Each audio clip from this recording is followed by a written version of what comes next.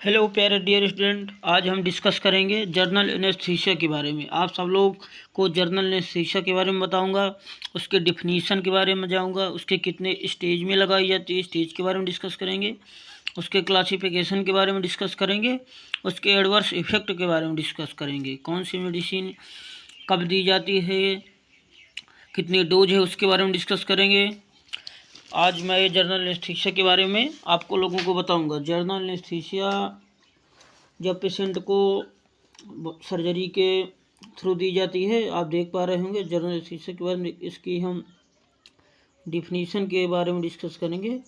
आप देख पा रहे होंगे डिफिनीशन रिवर्सिबल स्टेज होता है। आप देख पा रहे होंगे रिवर्सिबल स्टेज जब एक बार दिया जाता है तो इसको रिवर्सिबल नहीं किया जा सकते।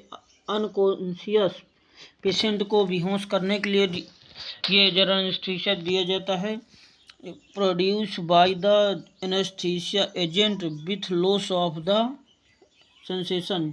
जो भी हमारा सेंसेशन लॉस हो जाता है, पेन आवर होल बॉडी, जो हमारा बॉडी का पूरा पेन है वो क्लियर हो जाता है। पेन एकदम पूरा क्लियर हो जाता है। क्लियर होगा आपको, मैंने बताया।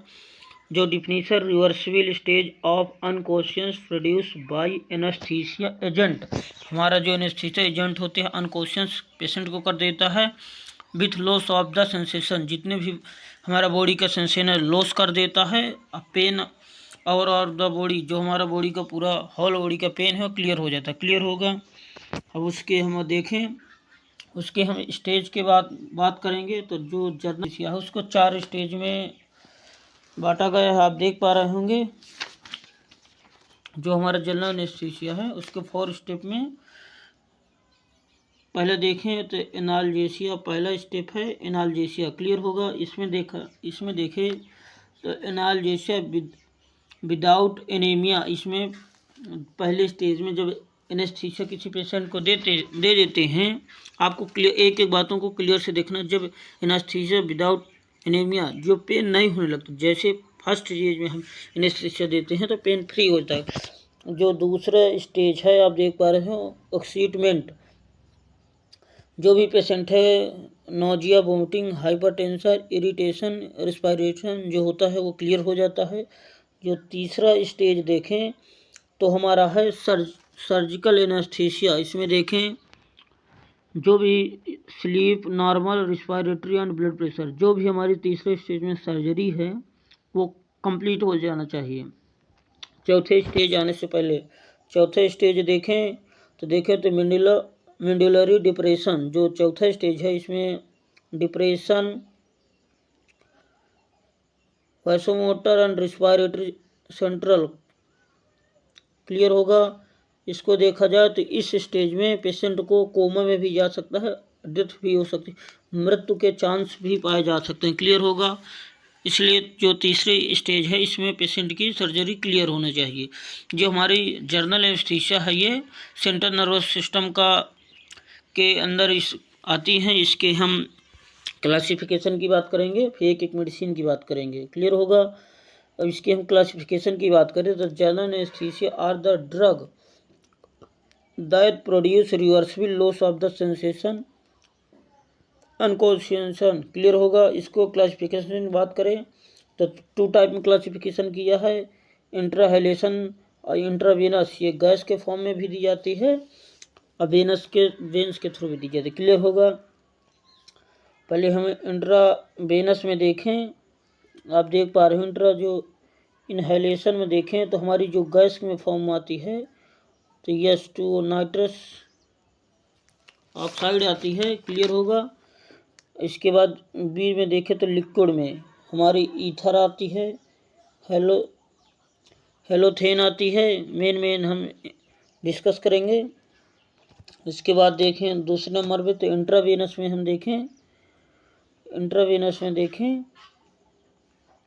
तो हमारी देखें पहले नंबर इंक्लूड एजेंट में देखें तो थायोपेंटल सोडियम आती है, प्रोपोफॉल आती है। दो हम डिस्कस करेंगे। आप इसके बाद देखें तो स्लो एक्टिंग में देखें तो हमारी रिजोक्टिव एनेस्थीसिया देखें तो कीटामाइन आती है। इसके बाद बेंजोडाइजेपिन्स में देखें तो डाइजेपिन्स, क्लोनाज़ेपाम, नाइट्रोजेपाम आते हैं। इसके बाद ओपियाइड एनाल्जेसिक में देखें तो फेंटाइन आते हैं। क्लियर होगा। मैंने क्लासिफिकेशन के बारे में डिस्कस किया। इसके बाद हम एक एक करके डिस्कस करेंगे। पेशेंट को जब पूरी बॉडी को ऑल सेंसेशन करना होता है तब जनरल एनेस्थीसिया दी जाती है। मैं बोलना चाहूँगा, इससे पहले आप लोकल एनेस्थीसिया के बारे में जानना चाहते हैं तो इसका मैं डिस्क्रिप्शन में वीडियो का लिंक दे दूंगा, तो आप जाकर लोकल एनेस्थीसिया देख लेना। क्लियर होगा। इसके हम सिम्टम्स, एडवर्स इफेक्ट की बात करें, साइड इफ़ेक्ट या सिम्टम्स की बात करें जब किसी पेशेंट को दिया जाता है तो इसमें डिमेंशिया की प्रॉब्लम आती है, हेलुसिनेशन होता है। देखें तो जो हमारी है डिमेंशिया, हेलुसिनेशन, हाइपोथर्मिया, सीजर्स आते हैं, झटके आने लगते हैं, नोजिंग और वोमिट आती है, पेशेंट अनकॉन्शियस हो जाता है, मेंटल और फिजिकल हमारा पेशेंट जो होता है हो जाता है, मेंटली हो जाता है। क्लियर होगा। इसके बाद हम अगला देखें तो जो हमारी, मैंने क्लासिफिकेशन में एक एक ड्रग के बारे में डिस्कस करेंगे जो हमारी इनहेलेशन में गैस के फॉर्म में आती है, नाइट्रस ऑक्साइड आती है, जो इसकी देखें तो एयरटाइट क्लोज कंटेनर होता है, ये नीले और मड कलर की बॉटल्स में होता है। क्लियर होगा। अगली देखें जो आपको क्लासिफिकेशन एक नोट्स में लिख लेना, उसके बाद एक एक मेडिसिन के बारे में डिस्कस करेंगे। इसके बाद अगला देखें तो हमारा आता है ईथर आता है। इसकी देखें तो C2H5 होल्टा इसका 2O जो इसका फार्मूला है ईथर है।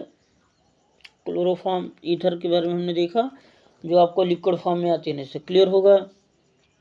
इसके बाद देखें तो हमारी जो आती है हेलोथेन आती है। हेलोथेन हमारा देखें तो ये 250 ml की आती है हेलोथेन, आपको ये क्लियर होगा। अगली मेडिसिन की बात करें तो हमारी जो आती है इन्फ्लुरेन जो कई फॉर्म में आती है, इसके मार्केट में कई नाम से आपको मिल जाएंगे। फोरोनेन है, अल्टानेन है, इथ्रेन है, सुप्राइन है, आपको कई नाम से मिल जाएंगे। जो उसका आपका कंपोजिशन आप देख पा रहे होंगे, जो इन्फ्लुरेन इसको आपको कंपोजिशन मेन आपको दिखाएं, लिक्विड फॉर्म में आती है, आप देख पा रहे होंगे जो लिक्विड फॉर्म में आती है, आपको क्लियर होगा। इसके बाद हम देखें जो आप हमने देखा गैसियस के nitrous oxide, ether, halogenation, influence के बारे में डिस्कस किया। इसके बाद हम देखें जो इंक्लूडिंग एजेंट में देखें तो थायोपेंटल सोडियम आती है। जो थायोपेंटल सोडियम आती है इसकी बात करें तो 1 ग्राम की ये आती है थायोपेंटल सोडियम। इसकी बात करें तो रूट की तो IM-20 को यूज की जाता है। क्लियर होगा। इसकी अगली मेडिसिन की बात करें तो हमारी जो आती है आप देख पा रहे होंगे जो हमारी वैलियम की आती है डाइजेपाम के ये 10 ग्राम 10 mg या 2 ml की आती है डाइजेपाम जो हमारी। क्लियर होगा। इसके बाद हम करें, हमने इंक्लूडिंग एजेंट के स्लोमेशन एक्टिंग एजेंट के बारे में डाइजेपाम के अंदर जो डाइजेपाम क्लियर किया। डिजॉक्सिन एजेंट की बात करें तो जो हमारी कीटामाइन है, जो हमारी कीटामाइन आप देख पा रहे हो कीटामाइन आती है इंजेक्शन, इस 10 ml के में आते हैं, 50 ml में आती है। क्लियर होगा। इसके बाद हम देखें तो जो हमारी आती है फेंटाइल क्लियर सिट्रेट इंजेक्शन, ये 2.5 mg का या 5 ml का आता है। क्लियर होगा। इसकी यूज की बात करें तो फॉर IM-IV इसका यूज किया जाता है। क्लियर होगा। मैंने डिस्कस किया एक एक मेडिसिन के बारे में, उसकी क्लासिफिकेशन के बारे में आपको क्लियर होगा, उसके सिम्टम्स, स्टेज के बारे में, डिफिनीशन के बारे में मैंने जनरल एनेस्थीसिया के बारे में डिस्कस किया। आप देख पा रहे होंगे जो जनरल एनेस्थीसिया आपको जो हमारी बैकबोन है, जो हमारी स्पाइनल कोड बैकबोन है, उसमें ये दी जाती है। क्लियर होगा। ये गैस फॉर्म में भी, इनहेलेशन के फॉर्म में भी दी जाती है। आपको ये समझ में आया होगा। Thank you all student, bye.